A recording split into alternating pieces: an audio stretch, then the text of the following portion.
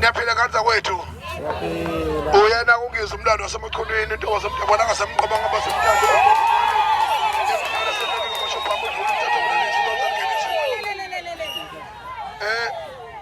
Nganza kwethu inkinga iningi kakhulu fanele siphuthume nase London. Ngoba kusukela kusasa sobe sesikhona ngolesithathu ngo9 ekseni soyivala yonke iCity of uGombo ukuthi ingaphindi inyakaze ithi awahamba amakwelekwele azohamba futhi ayahamba futhi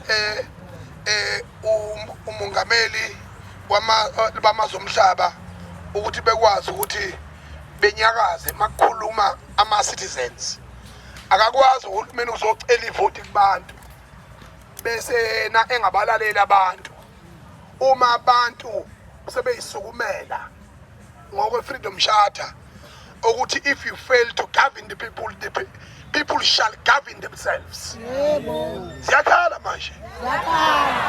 Yabona ke manje ke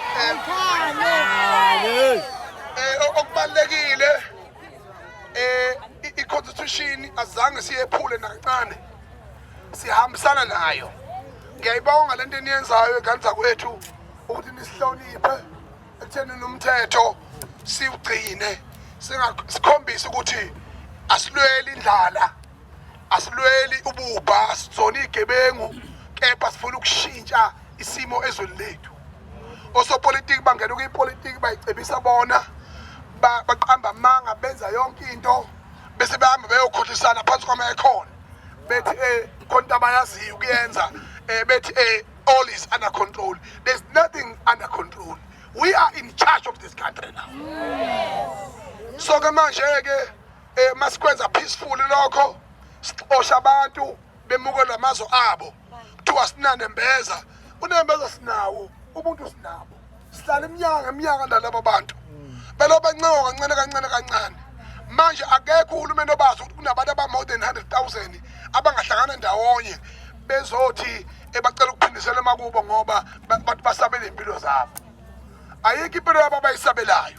Okokuqala ngizokusho ukuthi ukuphuma ezweni lakho ngokungemthetho kubugebengu lokho ukuphula umthetho wezwe nanoma yiliphi emhlabeni jikelele.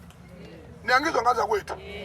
Ukungena kwelenyizwe ngokungemthetho uphinde uhlala ngokungemthetho ubugebengu lobo.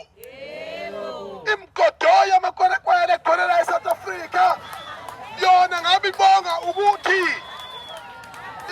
ayiboshiwe ibonga ukuthi uhulumeni wabo babaphanga kepha bathatha isinqumo sokubahlangabeza ngithi naka amaphoyisa akufakazela awunalo ilungelo lokuphuma la ekhaya uye kwamakhelwane uhulumeni wakwethi engazi ukuthi awukho wena la ngoba wafike wona kwamakhelwane kuzothiwa hayi khona igebengu qamuke eSouth Africa.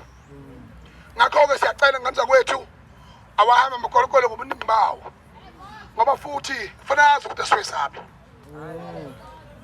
noma ngaba 1 billion in this country thina ngizokhulumela thina nje njengoba sikhona especially thina siwuZulu singengakanani sobashaya singengakanani. Okubalekile ke ukuthi sihloniphe namazwe ngonyama ukuba ithi konke incomile ukuthi konke sikwenzayo kungaphansi komthetho sisekelo. Ngakho ke asiqhubeke bengathintwa labo bantu kodwa futhi sesiqiniseka ukuthi ngomhla ka30 abasekho. Inkampani eqasha ikwelekwele ayihambi. Ikwelekwele alihambe. Okhalayo akakhala ngakubo. Onenkinga ayayisolve ekhaya. Okusho ukuthi kulamazwe ngempela lento ethi there is no place like home ayisebenzi kubona. Thina nganze wathi ngangifakazela. Sikhala siseGoli sikhala siseThekwini. Makushaya isikhathi sokuya ekhaya awulali kushukulala ebusuku. Awudli kushukula. Uthi awumadoda sihamba sithathe isikhathi. Ngisho sicula ngekithi. There is no place like home. Laba nabazo abafuna ukufela la kanjani njalo. Ngakho-ke nganzakwethu sithi siyacela qhubeke sihlangane sibe into eyodwa sibe ingalo yomthetho ukusihlonipha nganzakwethu nami ngiyaphuthuma futhi niyazi-ke ngiyashisa ngiyafuneka yabo anginendaba. Once upon a time I never existed. I shall never fear death as a result of uthi mina ngiphile amanga. You can try me, you can try my family. My family got a thick skin. Umndeni wami uyazi ukuthi for close to 20 years mina ngiphila kwi-media space. Ngisebenza nasemsakazweni. All these motherfucker politicians, they don't know that.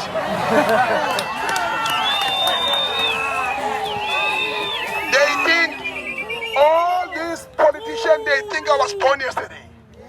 I was never born yesterday. I was there and here and I'm here and I will be there in your buildings.